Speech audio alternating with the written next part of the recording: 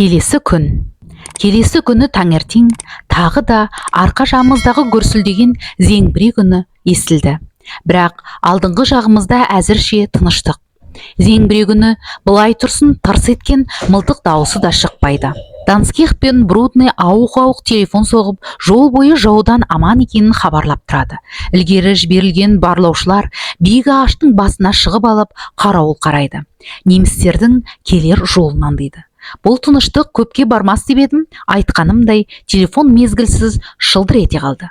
Телефоншы жауынгер трубканы құлағынан ажырата: "Жолдас қымбат, ана жақтан сізді сұрайды" деді. Ана жағы айтпаса да белгілі. Бұл күндері үлкен кішіміздің ойлағанымыз жол бойында тосқауыл жасаған жігіттер еді. "Я, тыңдап тұрмын. Жолдас қымбат, мына қызықты қараңыз. Жол үстінде салт атты немістер келе жатыр." Даусынан тандым, Брудный екен. Аптығып сөйлейді. "Мұның да кезегі келіпті. Өзіңізге айтқам, ол екінші жолды торып жатқан." "Жаудың саны қанша?" деп сұрадым. "20 шақты. Ендеше өткізіп жібер." "Құп, жолдас қымбат." Бұнысына қарап, немістердің бүгін аса сақ екенін білу қиын емес еді. Бірақ қаншама сақ десе де, орман ішінде мұқият жасырынып жатқан біздің жауынгерлерді жау байқамады.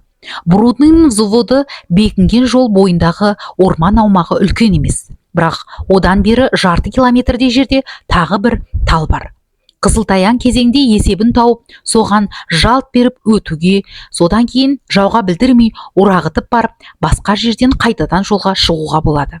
Өзенге дейін жол бойын барлаған, бірақ сезікті нәрсе кездестірмеген салт атты және мотоциклді немістер 1 сағаттан соң ізінше кейін қайтты. Көп ұзамай Брудный жау әскері мінген грузовиктер шұбап келе жатқанын хабарлайды. Жол бойында ешқандай қауіп жоқ деп есептеген немістер кешегідей машиналарына мініп, қаннен-қаперсіз ілгері тартты. Өкпе тұстарына алдыңғы жаққа енді күзеттеріп жіберген жоқ. Мен Брудныйдан: "Ұрысқа дайынбысың?" деп сұрадым. "Дайынбыз, жолдас қымбат", деді ол батыл жауап қайтарып. "Жақын жіберіп ал да тарпа бас сал. Салмақпен қимылда." "Құп, жолдас қымбат." Енді әңгіменің мән-жайын хабаршы жауынгерлерден естіп тұрдым. Бұл арада да кешегі оқиға болыпты. Тосқауылда жаутқан взвод 50 шақты винтовкадан, тұтқиылдан 1-2-3 дүркін сатырлата оқ жаудырғанда бір талай неміс жан тапсырыпты. Тірі қалғандары намысты, тәртіпті, әскери салтты көпірме паңдығын ұмытып, машиналарына түсе-түсе үріккен қойдай қаша жөнеліпті. Мен телефон арқылы хабаршының істің анық қадыңын қазбалап сұрадым. "Анығын айт, қашып бара ма, әлде жата қалысып атса бастады ма?" деймін. "О, қашқанда қандай, жолдас қымбат, қол аяқтары жерге тиер емес. Әне, біз тағы да жаппай аттық. Кейбіреулері құлап жатыр. Кешегі күні-ақ мен мұндайды тұтқиылдан жаппай атылған оққа ұшыраған соң, немістер табанды жерге жабысып жата қалар да, өршеленіп өздері де оқ жаудырар деп жорған едім. Тіпті жай бас сауғалау сезімінде ешбір командасыз-ақ оларды осындай әрекетке бастар деп едім. Бірақ тағы айтайын, соғыс үстінде қапелімде кісіні ақылдан адастырып, мегдететін адамды ажалдың ойыншығына айналдыратын өзгеше бір қияпат бар екен. Оны осы жолы аңғардым. Кісінің ақыл ойына тұтқиылдан әсер етіп, күрмеу салатын бұл қияпаттың мән-жайы осы алғашқы ұрыстар үстінде пайымдап аңдай бастадым. Әзірше сұрамай қоя тұрыңыз. Кейін орайы келгенде бұл жайтты өз алдына әңгіме етеміз. Ұрыстың бастапқы кезеңінде күтпеген жерден телефон қатынасы үзіліп, Брудныйның взводынан хабарсыз қалдық. Үзілген сымды жалғауға жіберілген байланысшылар жолда немістерге кезігіп, дәнеңе білдірмей қайтып келді. Не болғанына көзім жетпей дал болдым. Қанша тақақтап сұрасам да, байланысшылар әңгімеге жарытпады. Олардан бар білгенім жол бойындағы қыстаққа жете бергенде бұларды немістер атқылапты. Бірақ бұлар жаудың санын да сипатын да білмепті. Взводтың тағдырын ойлап, ішімнен қатты қынжылдым. Бәрінен де жаныма батқаны жағдайдың белгісіздігі еді. Япырау, шынымен қоршауға түскені не? Тапқыр, пысық, амалшыл деген Брудныйым қалай алданды екен? Бірақ қынжылғанмен не пайда? Бір әрекет істеуім керек. Өз адамдарымды өлімге беріп қоя алман. Құтқару менің міндетім. Осыған бекіп, бір взводты өзім бастап көмекке барғым келді. Артынан тағы бір ойға келіп, бұл талаптың бас тарттым. Оның мәнісі, мен 8 километр шепке созылған батальон командирімін. Менің орным осында. Ендеше жел өкпеленіп, шошаңдайтын жөнім жоқ. Салмақпен сан тарапқа ой жүгіртіп, мәсені толғап көрдім.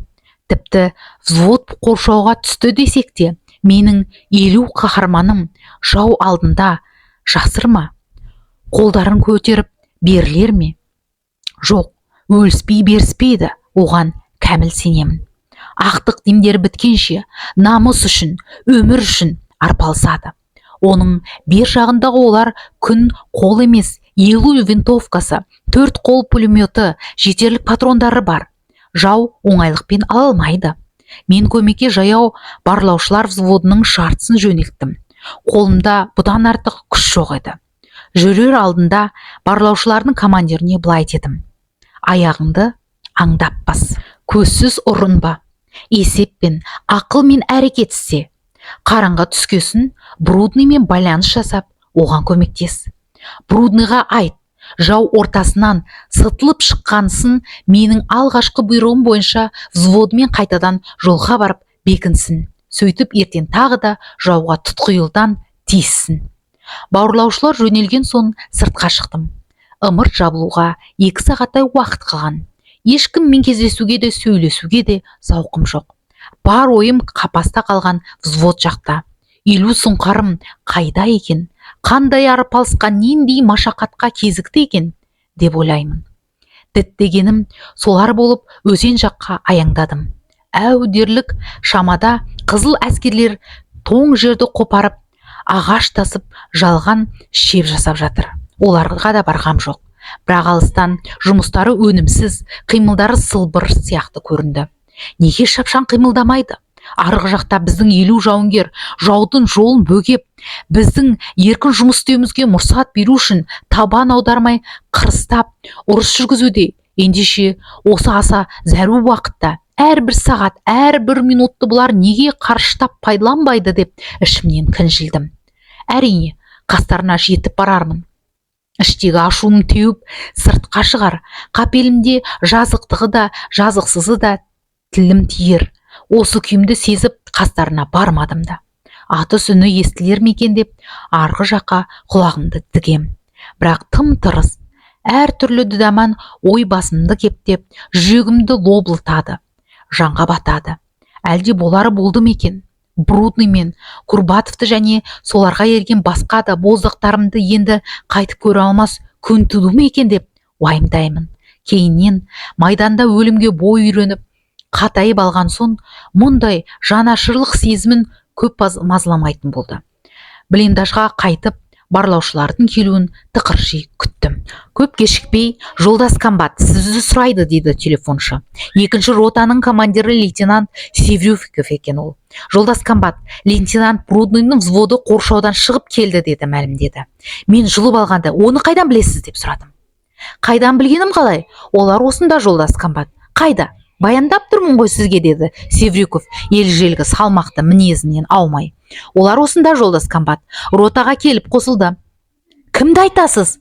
Айтқанның ұзын ырғасына түсінсем де әлі де иланбадым. Севрюков, әлгі қайтып келгендерді айтамын. Лейтенант Брудный жауынгерлерімен бірге келді.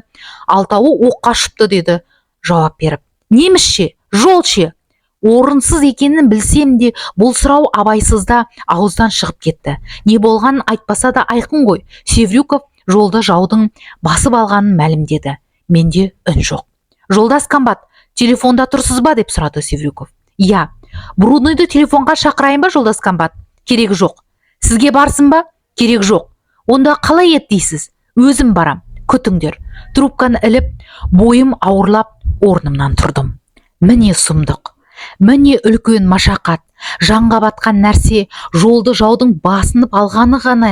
Екі жақтың теңдессіз күшін есепке алғанда, ертеме кешпей ертеме, бүрсігүніме әйтеуір жолдан айырылуымыз шүбәсіз еді. Әйткенмен сол арада жауды бірер күн аялдатарымыз деп ұйғарған едім. Бірақ бұған амалшыл деген лейтенантымның жолды алдыртыпты. Іріктеп алған взводым бедерсіздік істепті. Сұңқар деген жауынгерлерім жаудан қашыпты. Командирдің бұйрығы бұзылмайтын заң болса, оны аттап өткендердің кесірі көпке тимей ме? Айтыңызшы, мұндайларға не шара?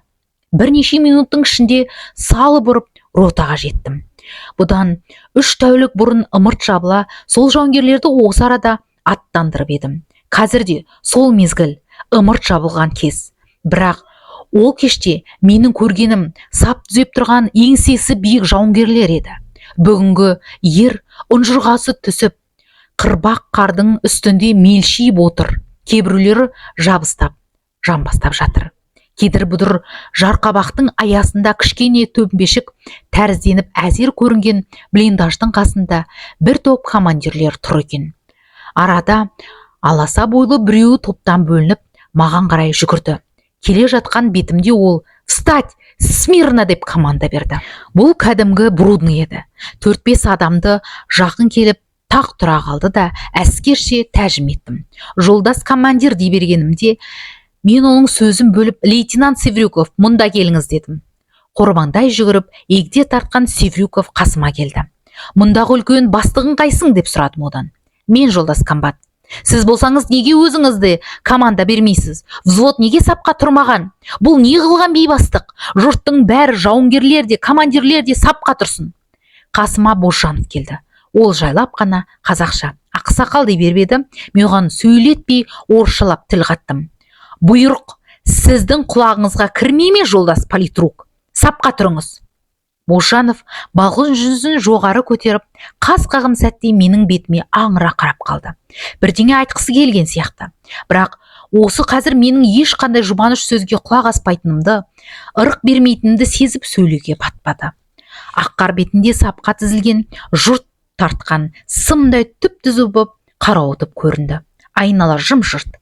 Тек алыстан шығып жақтан зеңбірек сарыны еміс-еміс естіледі. Мен аттан түсіп сапқа жақындадым. Бұл жолы Севрюков рапорт берді. Оның қасында мелшиіп Брудный тұр. Мен оған қарап, ал баянда дедім. Брудный аптығып сөйлей бастады. Жолдас комбат, бүгін мен басқарған взвод ұрыста 100-ге тарта немісті қырды. Бірақ артынша жау бізді қоршап алды. Сонан соң біз де дүрсе қоя беріп, жаудың тобын жарып шықтық. Дұрыс, бірақ қайтадан неге жолға шықпадың? Жолдас комбат, артымыздан қуалады. Қуалады ма деп зекіре дауыстадым мен. Қуалады ма? Ұялмай қызармай қай бетімен мұны сынаққа сылтау етіп тұрсың? Дұшпан бізді Оралға дейін қуатынын айтып, әлемге жар салды. Сеніңше осылай болмақ па? Москваны елімізді жауға алдырсақ, бала шағаң, кемпір шалдың, әйелдердің алдында барғанда не бетіміз айтамыз? Артымыздан қуалады дейміз бе? Айтшы. Брудный тұнжырып төмен қарады. Әттең, не керек дедім мен тағы да. Сонау елдегі әйелдер сенің бұл сөзіңді естіген жоқ. Әйтпесе өзіңе лағнет айтып, бетіне түкірер еді. Жігерсіз, жасық аналар едің. Ана үшін аянбай ант ұрады, бала үшін аянбай бетін күйеді. Ел жұртың үшін аянба, ерлігіңе сын. Қарысып, қайрат көрсетпей қара бет боп қашқан жігіт емес. Сен Қызыл армияның командирі деген атқа қаяу түсірдің. Сен қорқақсың. Тап сол мезетте арқа жағымыздағы тағы да зеңбіректер сарыны естілді. Әне, естіп тұрмысың, сырт жағымызда да немістер бар. Дұшпан Москваға омыраулап өтпекші. Біздің ағанілеріміз жаумен арпалысып жатыр. Біз мұнда олардың бір жақ бүйірін жау соққысынан қорғауға тиіспіз. Жаудың жолын бөгейтін, ілгері өткізбейтін деп олар бізге сеніп отыр. Мен де саған сеніп, жау жолын бөгетіп тапсырып едім. Сен қорқақтық істедің, қаштың. Жалғыз жолды ғана тастап қаштым деп ойлайсың ба? Жоқ, сен Москваны да жауға өз қолыңмен беріп отырсың. Жолдас комбат, мен бұдан басқа саған айтарым жоқ. Бар, қайда барам? Сонау келген жағына, деп мен өзен жақты нұсқадым. Нұсқаған жаққа бұрылып, қарағысы келгендей Брудный иегін кекшең еткізді де қайтадан әдепке тік тұрған қалпында тоқтап қалды. Бірақ онда не ғой жолдас комбат, деді ол дауысы тарғылданып. иә, ол жақта немістер бар, кет соларға, қаласаң соларға қызмет ет, әйтпесе өлтір жауды. Сөйтіп бұйрықты орындамаған кінәңді өте. Мен сені мұнда кел деп шақырған жоқпын, маған қашқынның керегі жоқ. Бар, взводпен бірге ме деп сұрады Брудный күмілжіп. Жоқ, взводқа басқа кісі командир болады, сен жалғыз барасың. Командир айыбынды бұйрығын орындамаған офицерге не жаза қолданам десе де ерікті, не жазықты кісіні орнынан алады, я қайтадан ұрысқа жібереді, не сотқа береді. Ақы сылтаян кезінде табанда атып та тастайды. Мен де Брудныйды өзімше соттадым, үкімімді айттым. Кеудеден шықпаған жаны қалса да, бұл жаза ату жазасынан артық болмаса кем емес еді. Қаһармандық абыройын кетіріп, жауынгерлермен бірге қашқан командирді мен топ алдында, сап алдында тірідей өлтірдім. Үнсіз тізбек алдында Брудный міз қақпай тұр. Бұл оның өміріндегі ең бір масқара оқиға еді. Комсомол мүшесі, зерделі жас жігіт болғасын, ол талай рет соғыс жайын, өлін жайын ойламайды дейсіз бе? Батыр болуды, кескілескен ұрыста ерлік көрсетіп, жеңіс қуанышын бастан кешіруді кім арман етпейді? Ер жігіт керек болса отан үшін жан қияды. Онымен қатар жеке басының саулығын, бақытын, даңқын көздейтін кім бар? Мұны Брудныйдың да ойына түйген арманы осындай еді. Бірақ сұрапыл соғыс туды. Кескілескен ұрыс кез болды. Ілік алды арпалыста комсомол мүшесі лейтенант Брудный жаудан тайсалып, взводымен бірге кейін қашты. Енді көптің көзінше батальон бастығының сотына түсіп, жазаға қорқақ деген жаман атқа ілігіп отыр. Ізгі ниеттің қасиетті арманның күйреген емес пе? Кісінің ішкі сезімін түсіну қиын ғой.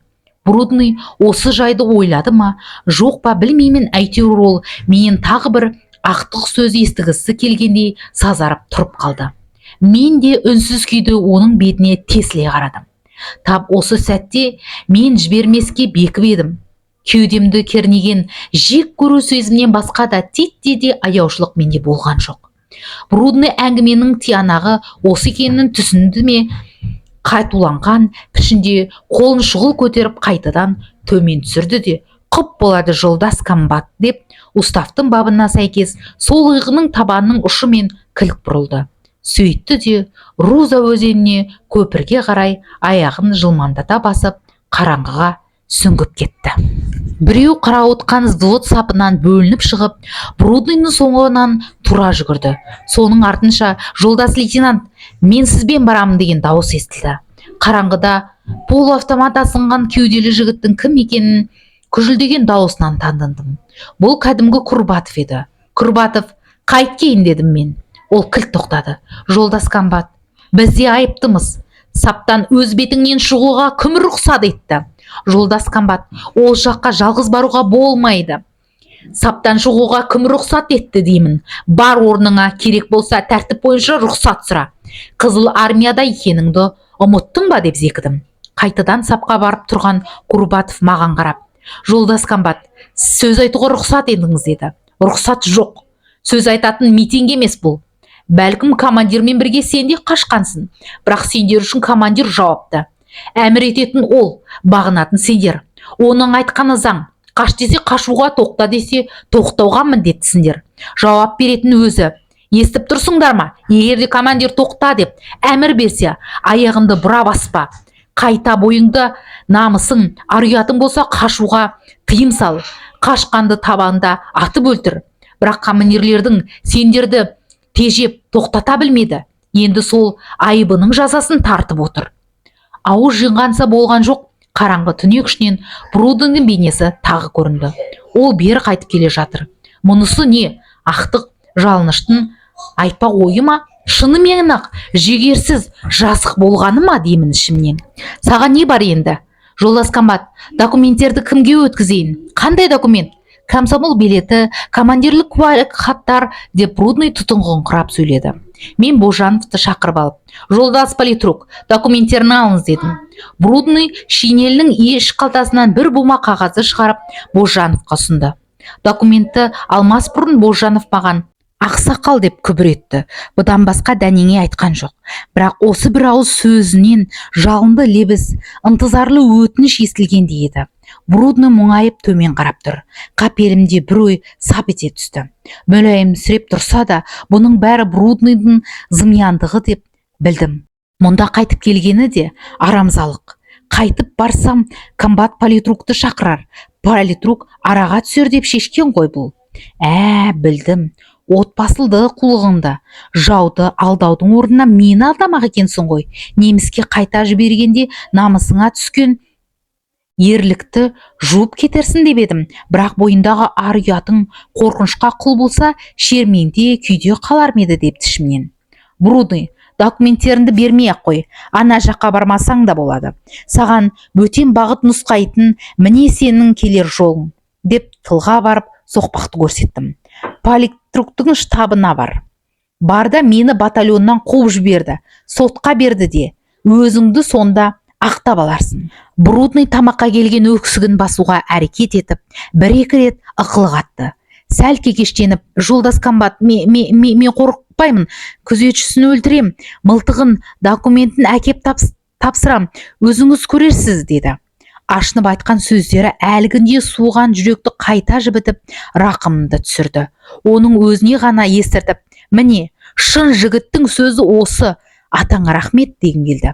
Бірақ жылы сөздің орнына бұрынғы ызғармен, қайда барсаң да өз еркін, маған керегің жоқ дедім. Мынаны алыңыз, жолдас политрук, деп Брудный бұрынғыша документтерін Бошановқа ұсынды. Жалмұхамед қол шамын жаққанда, сәулесі Брудныйның кіртік көз, солғын жақ, қара торы ашаң жүзді сүзіп өтіп қағазға түсті. Божанов документтерді алған соң қол шамын жарығы қайта өшті. Бұдан кейін Брудный күлт бұрылып келген жағына асыға басып жөнелді. Мен, Курбатов, лейтенантқа полу автоматыңды бер дедім. Менің осы минутта Брудныйға істеген бар жақсылығым осы болды. Бұдан артыққа батпадым. Өйткені берік болмай ерік жоқ. Москваны қорғайтын ерлік намысты қолдан бермеу үшін, Руза өзені бойындағы шепті жауға алдырмау үшін, қысылтаяң кезеңде басқаға сабақ болсын деп әдейі осылай істедім. Басқа да аудио кітаптарды тыңдағыңыз келсе, арнама тіркеліп, келесі видеоларды көруге ұсынамын.